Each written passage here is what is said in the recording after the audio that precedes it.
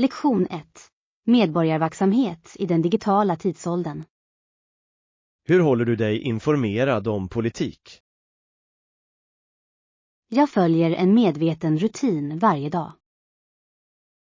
Vilket är det första steget du tar? Jag börjar med välrenommerade nyhetskanaler på morgonen. Läser du mer än en källa?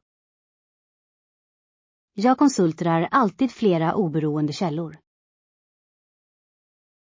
Hur väljer man vilka försäljningsställen man kan lita på? Jag föredrar organisationer med tydliga redaktionella standarder. Inkluderar ni internationell täckning? Ja, globala perspektiv hjälper mig att se bredare konsekvenser. Vad händer efter att ha läst rubriker? Jag läser hela artiklar och primära dokument när det är möjligt. Verifierar du påståenden som du finner slående? Jag jämför fakta med primärkällor och databaser. Vilka primärkällor använder du? Regeringsrapporter, officiella uttalanden och lagtexter. Använder ni faktagranskningsorganisationer? Ofta tillhandahåller de detaljerade bevis och sammanhang. Hur hanterar du sociala medier? Jag behandlar sociala medier som en tipskälla, inte en slutgiltig källa. Följer du politiker på sociala plattformar? Jag följer dem för att veta vad de säger, men jag verifierar deras påståenden.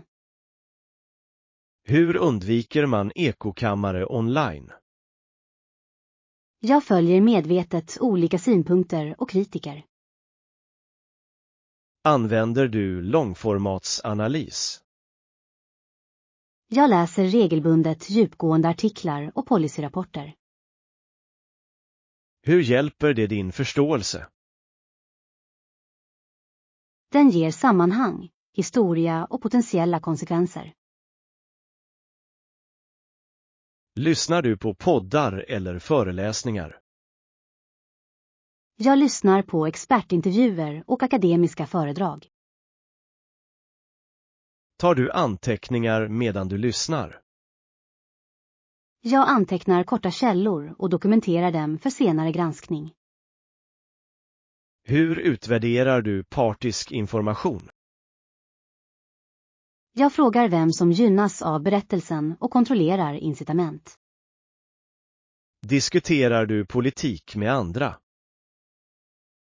Jag har strukturerade samtal med vänner och kollegor. Är de diskussionerna respektfulla? De är civiliserade och fokuserade på bevis. Går du någonsin på offentliga möten?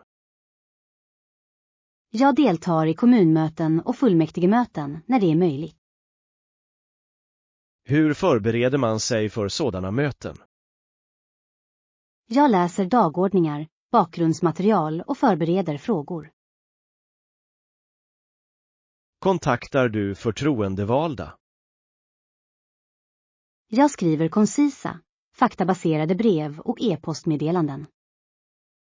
Deltar du i medborgargrupper? Jag går med i opartiska medborgarorganisationer som forskar om politik.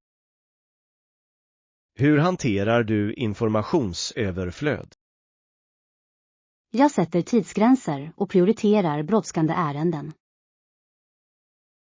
Använder du verktyg för att organisera nyheter? Jag använder nyhetsaggregatorer och bokmärkessystem. Har du en läslista? Ja, med artiklar, rapporter och rekommenderade böcker. Hur ofta reflekterar du över dina egna fördomar? Jag reflekterar varje vecka och söker medvetet motbevis. Gör du faktakoll innan du delar nyheter? Jag verifierar viktiga påståenden och citerar källor innan jag delar. Vilken roll spelar medborgarkunskap? Kontinuerligt lärande om institutioner och lagar är avgörande. Följer du lagstiftningsutvecklingen direkt? Jag spårar lagförslag, utskottsrapporter och röstningsregister. Hur bedömer du en politikers meritlista? Jag granskar rösthistorik, lagförslag som lagts fram och offentliga uttalanden. Litar du på opinionsundersökningar utan granskning? Jag undersöker metodologi, urvalsstorlek och felmarginal.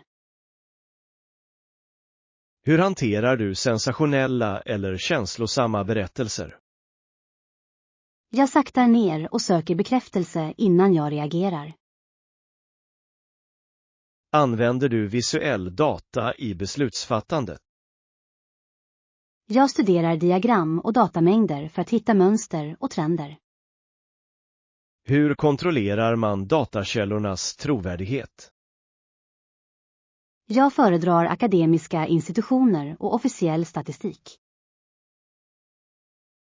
Samarbetar du med akademiska experter? Jag läser vetenskaplig forskning och följer forskare. Hur håller du motivationen uppe för att hålla dig informerad? Jag fokuserar på medborgerlig plikt och långsiktiga konsekvenser. Handleder du andra i politisk kunskap? Jag lär vänner och elever hur man utvärderar information. Hur balanserar ni lokala och nationella nyheter? Jag avsätter tid till båda eftersom lokala beslut är viktiga. Deltar du i opinionsbildning eller förhåller du dig neutral?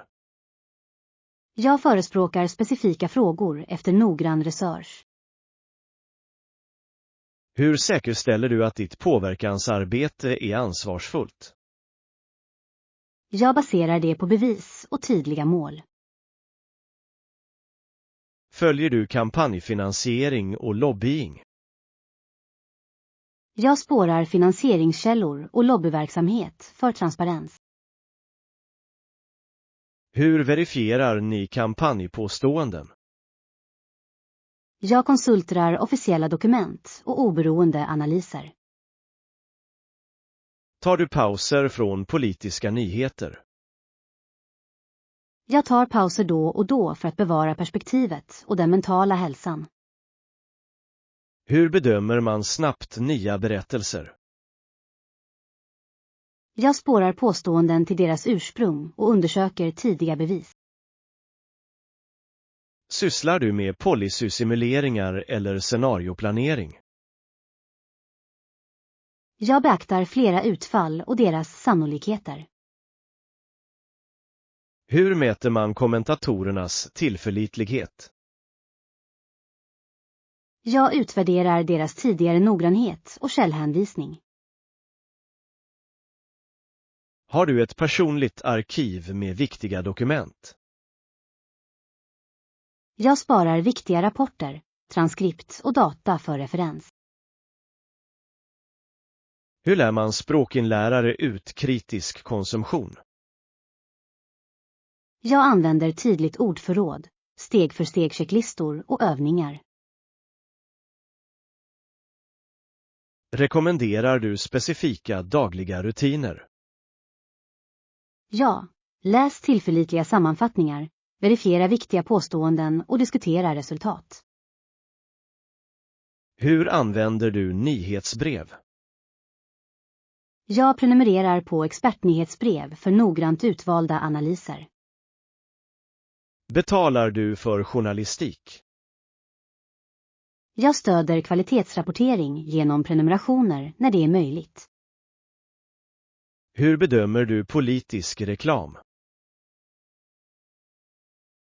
Jag kontrollerar finansieringsuppgifter och faktagranskar deras påståenden. Följer du rättsliga förfaranden och domstolsbeslut? Jag bevakar viktiga fall och läser domar för juridiska resonemang. Hur håller du dig uppdaterad om valregler och förändringar? Jag konsulterar officiella uppdateringar från valkommissionen och juridiska meddelanden. Verifierar ni gräsrotspåståenden om oegentligheter? Jag söker oberoende verifiering innan jag drar slutsatser. Hur hanterar du djupt polariserande ämnen? Jag fokuserar på evidens, gemensamma värderingar och praktiska lösningar. Använder du visualiseringsverktyg för att följa trender? Ja, tidslinjer och kartor klargör utvecklingen över tid. Hur skiljer man på opinionsbildning och objektiv rapportering? Jag letar efter explicita etiketter och undersöker språk och källkod. Utövar du ödmjukhet när du är osäker? Jag medger osäkerhet och undviker bestämda bedömningar utan bevis. Hur håller du dina samhällskunskaper aktuella? Jag anmäler mig till kurser och deltar regelbundet i expertmöten. Vad är ditt råd till nya läsare av politiska nyheter? Börja med grunderna, lär dig institutionella strukturer och verifiera allt. Hur hanterar du felaktig information från bekanta? Jag interagerar varsamt, presenterar bevis och uppmuntrar till verifiering. Engagerar du dig i workshops i samhället? Jag leder workshops om mediekunskap och medborgerliga processer. Hur bedömer du de etiska dimensionerna av politiska val? Jag väger effekterna på rättigheter, jämlikhet och det långsiktiga allmänna bästa. Använder du tidslinjer för att förstå policyutveckling? Tidslinjer hjälper till att spåra orsak och verkan mellan händelser. Hur filtrerar man bort brådskande varningar från brus? Jag prioriterar officiella uttalanden och verifierade rapporter. Har du koll på internationell rätt och internationella fördrag? För globala frågor läser jag fördragstexter och expertkommentarer. Hur bedömer du trovärdigheten hos nya kommentatorer? Jag kontrollerar meriter, meritlista och transparens i anknytningar. Engagerar du dig i väljarutbildningsarbete? Jag anmäler mig frivilligt till procedurer och kandidatpositioner. Hur förbereder du dig för medborgardebatter eller paneldiskussioner? Jag samlar bevis, förutser motargument och citerar källor. Vilken praktisk vana rekommenderar du att alla anammar? Verifiera innan du delar och fördröj impulsiva reaktioner. Jag kommer att följa den vanan och uppmuntra andra att göra detsamma. Lektion 2. Spåra vanor, spåra förändring. Använder du några appar för att spåra vanor? Jag använder en vanespårare varje dag. Vilken app föredrar du för närvarande? Jag föredrar en som är enkel och elegant. Vilka funktioner är viktigast för dig? Jag värdesätter påminnelser, streck och visuella diagram. Motiverar visuella diagram dig? De visar framsteg på ett tydligt sätt. Skapar strimmor någonsin ohälsosamt tryck? De kan, om man blir besatt. Hur undviker man besatthet av streck? Jag sätter medkännande regler och vilodagar. Spårar du många vanor samtidigt? Jag spårar ett hanterbart antal. Hur många vanor anser du vara hanterbara? 5 till 8 vanor känns hållbara för mig. Prioriterar du vissa vanor framför andra? Jag prioriterar vanor som överensstämmer med mina värderingar. Hur väljer du de värdena? Jag reflekterar över långsiktiga mål och välbefinnande. Hjälper appar med ansvarsskyldighet? De hjälper när jag delar framsteg med andra. Går du med i grupper eller communities i appar? Jag går ibland med i stödjande grupper. Hjälper eller hindrar social press framsteg? Det kan hjälpa genom att erbjuda uppmuntran. Kan det också framkalla jämförelse och skam?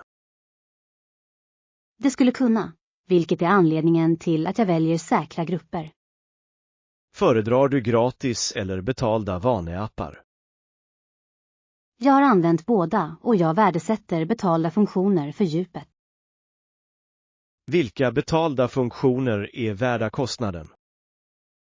Avancerad analys och anpassningsbara påminnelser är användbara. Följer du upp vanor relaterade till språkinlärning? Ja, dagliga ordförrådsövningar och lyssningsövningar. Hjälper timers och pomodoro-funktioner ditt lärande? De fokuserar mina sessioner och ökar produktiviteten. Hur hanterar du missade dagar i spåraren? Jag antecknar ärliga skäl och justerar förväntningarna. Falskar du någonsin framsteg för att behålla sviter? Det gör jag inte. Ärlighet upprätthåller långsiktigt förtroende med mig själv. Tillåter appar att anteckna om vanor? De bästa möjliggör snabba reflektioner och sammanhang. Hur viktigt är kontext för vanebildning? Kontexten avslöjar utlösare och hinder för förändring. Integrerar ni vanedata med hälsoappar? Jag kopplar ihop steg, sömn och humör när det är möjligt. Avslöjar den integrerade informationen mönster? Det visar ofta hur sömn påverkar produktiviteten. Använder du påminnelser eller förlitar du dig på rutinmässiga ledtrådar? Jag använder båda, men jag föredrar miljömässiga ledtrådar för varaktig förändring. Kan du ge ett exempel på en miljöpåverkan? Att placera böcker bredvid min sängkant uppmuntrar till läsning på kvällen. Spelifierar du vanor för att öka engagemanget? Jag använder poäng och små belöningar för att hålla motivationen uppe. Riskerar belöningar att undergräva den inre motivationen? Det kan då. Jag balanserar yttre belöningar med inre mening. Sätter du upp vanemål dagligen, veckovis eller båda? Jag sätter både dagliga mål och veckovisa milstolpar. Hur utvärderar du långsiktiga framsteg? Jag går igenom månatliga sammanfattningar och reflekterar över resultaten. Vilka mätvärden tycker du är mest avslöjande? Konsekvensgrad, längsta sträcka och vanefrekvens. Anpassar du vanor baserat på årstider eller livsfaser? Jag anpassar vanor för att matcha förändrade åtaganden. Hur förebygger man utbrändhet från för många nya vanor? Jag fasar in vanor gradvis och pausar vid behov. Använder du påminnelser för vanor kopplade till mental hälsa? Jag ställde in mjuka påminnelser för meditation och humörkontroller. Följer du humöret som en vana i sig? Jag loggar humör dagligen för att upptäcka trender och triggers. Har vaneappar förbättrat din disciplin? De har stärkt min medvetenhet och mina rutiner. Överger du någonsin en app och återvänder senare? Jag har. Ibland återställer en ny startmomentum. Hur väljer man en ny vanlapp att testa? Jag läser recensioner och testar användarupplevelsen kort. Påverkar integritetsfrågor dina val? Integritet är avgörande. Jag läser noggrant mina datapolicyer. Är du försiktig med appar som säljer personuppgifter? Jag undviker appar med ogenomskinliga eller exploaterande metoder. Använder du analoga vanregistreringsverktyg som dagböcker?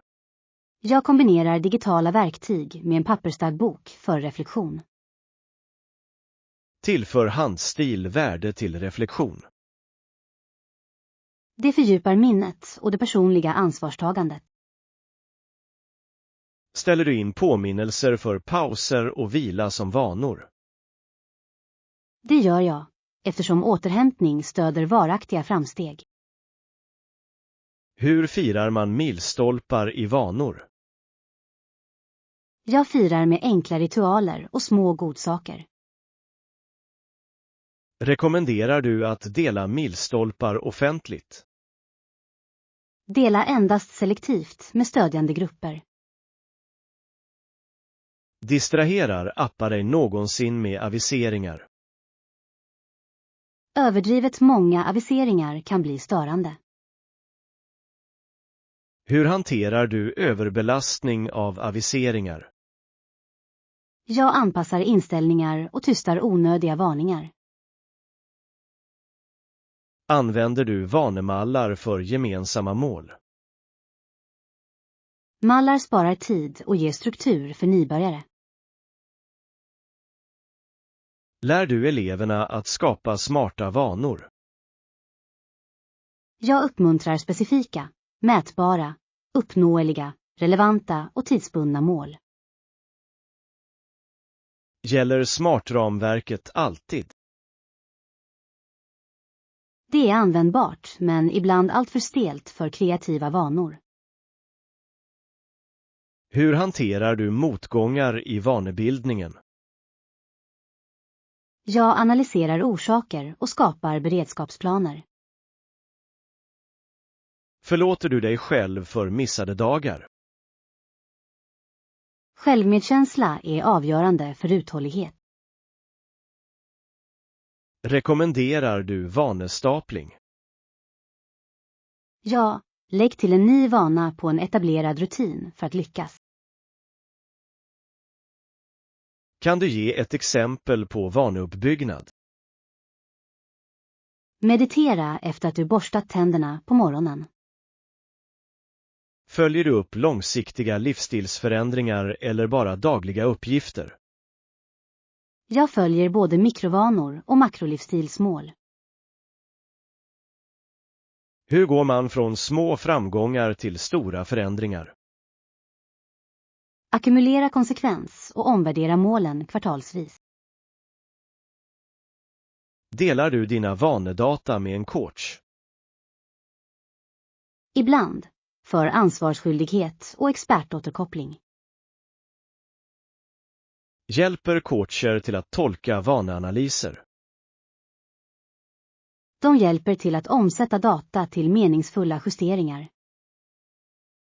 Har du experimenterat med vaneanonymitet för ärlighetens skull?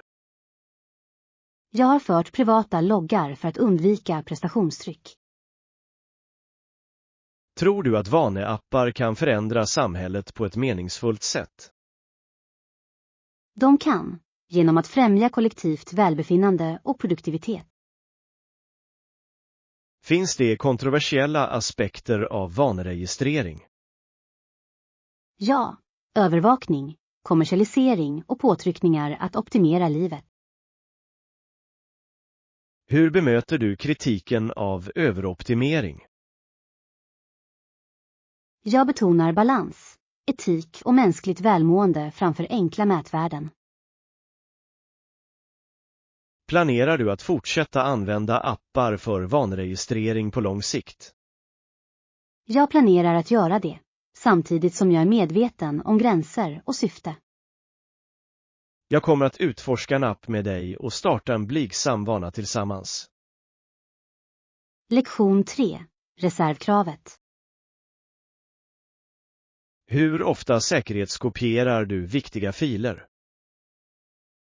Jag säkerhetskopierar mina viktiga filer varje dag. Använder du flera säkerhetskopieringsmetoder? Ja, jag följer 3-2-1-regeln. Förklara den regeln, tack. 3 exemplar, 2 olika medier, 1 externt. Vilka medier använder du? Jag använder en extern hårddisk och molnlagring. Krypterar du dina säkerhetskopior? Jag krypterar alltid känsliga uppgifter. Vilka krypteringsmetoder litar du på? Jag föredrar moderna algoritmer och välrenommerade tjänster. Automatiserar ni era säkerhetskopior?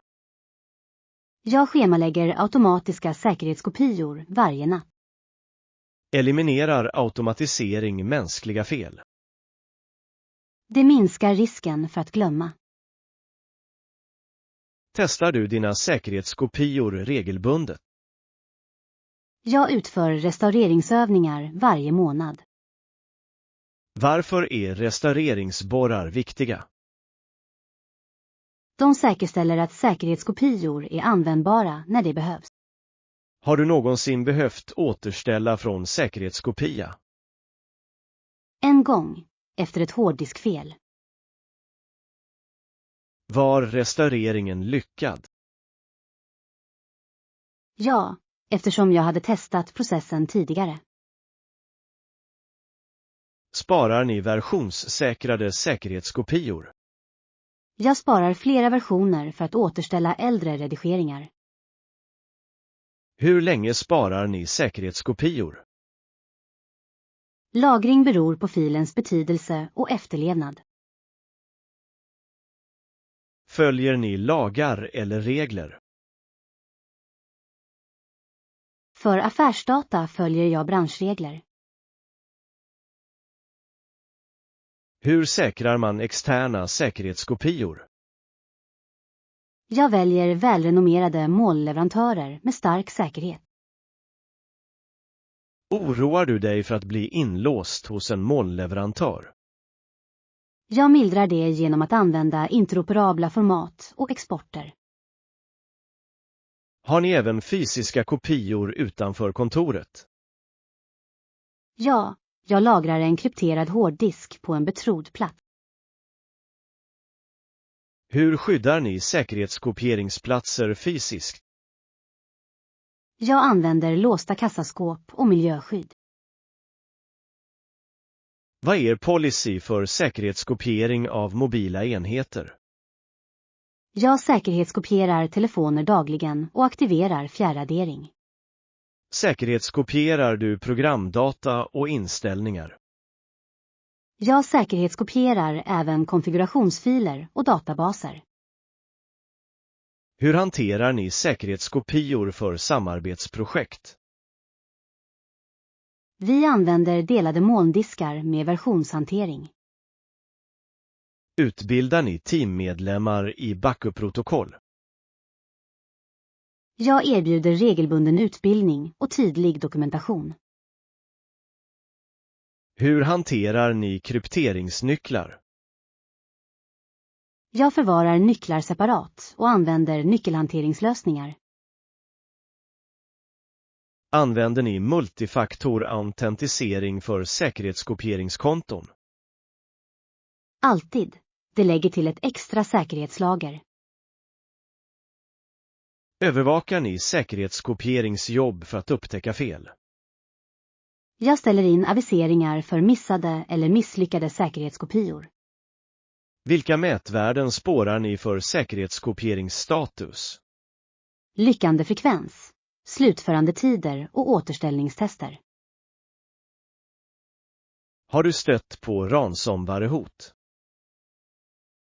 Vi råkade ut för ett attackförsök förra året. Hur hjälpte säkerhetskopior i den situationen? Rena säkerhetskopior möjliggjorde fullständig återställning utan att betala lösensumma. Isolerar ni säkerhetskopior från ert huvudnätverk? Ja, säkerhetskopior sker via AirGap eller på segmenterade nätverk. Är offline säkerhetskopiering fortfarande relevant idag? Mycket väl. Det förhindrar fjärrkompromettering. Hur balanserar ni kostnad och redundans?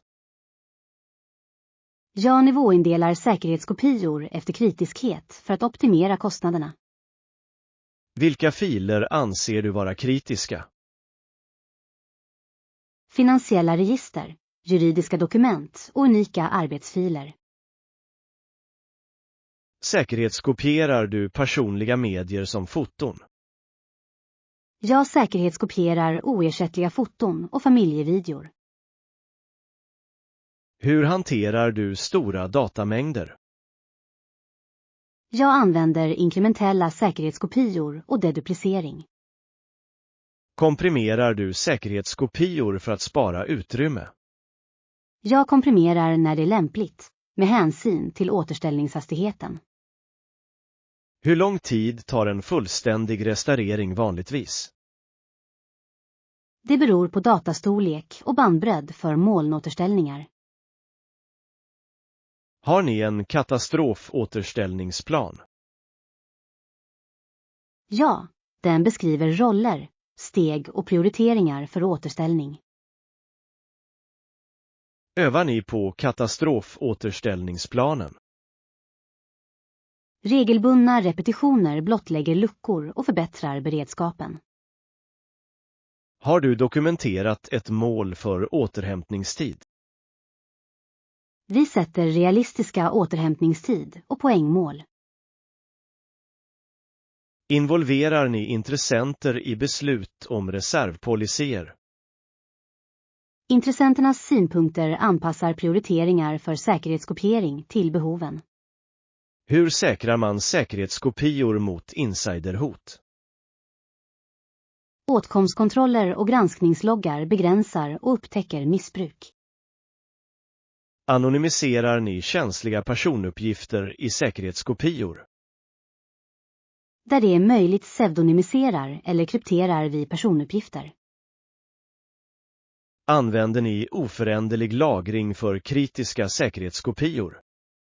Oföränderliga ögonblicksbilder förhindrar manipulering och radering. Vad är din inställning till moln kontra lokala avvägningar? Använd molnet för skalbarhet och lokalt för snabba återställningar. Hur säkerställer ni dataintegritet över tid? Regelbundna kontrollsummor och verifiering upptäcker korruption. Har ni ett reservlager? Jag katalogiserar säkerhetskopior, platser och lagringsscheman. Hur bestämmer ni lagringsperioder? Rättsliga krav och affärsvärden vägleder bevarande. Rensar ni säkerhetskopior på ett säkert sätt när de är föråldrade? Jag följer policyer för säker radering och kassering av dokument. Hur hanterar ni backupar vid personalbyten? Vi uppdaterar åtkomst och roterar inloggningsuppgifter under övergångar. Inkluderar ni säkerhetskopior i planeringen av incidenter? Backup-strategi är central för incidenthantering. Samordnar ni säkerhetskopieringar över flera jurisdiktioner? Gränsöverskridande datalagar kräver genomtänkt arkitektur. Hur upprätthåller ni överkomliga priser för privatpersoner gällande säkerhetskopiering? Använd en blandning av gratis molnalternativ och prisvärda externa hårddiskar. Vilka verktyg rekommenderar du för personliga säkerhetskopior? Pålitliga molnsynkroniseringsstjänster och automatiserad lokal säkerhetskopieringsprogramvara. Hur skyddar man säkerhetskopior från hårdvaruföråldring? Migrera data regelbundet till aktuella medier och format. Arkiverar ni verkligt historisk data på ett annat sätt? Arkiv använder långtidslagring med tydliga metadata. Hur förhindrar man att oavsiktliga raderingar sprids till säkerhetskopior? Använd versionsbaserade säkerhetskopior och kvarhållningsfönster för att återställa borttagna objekt. Hur förmedlar du vikten av säkerhetskopior till eleverna? Jag presenterar verkliga fall av framgångsrik dataförlust och återställning. Vilken sista vana skulle du rekommendera? Gör säkerhetskopior automatiska, teståterställningar och granska policyer regelbundet. Jag kommer att implementera dagliga automatiserade säkerhetskopior och månatliga återställningsövningar.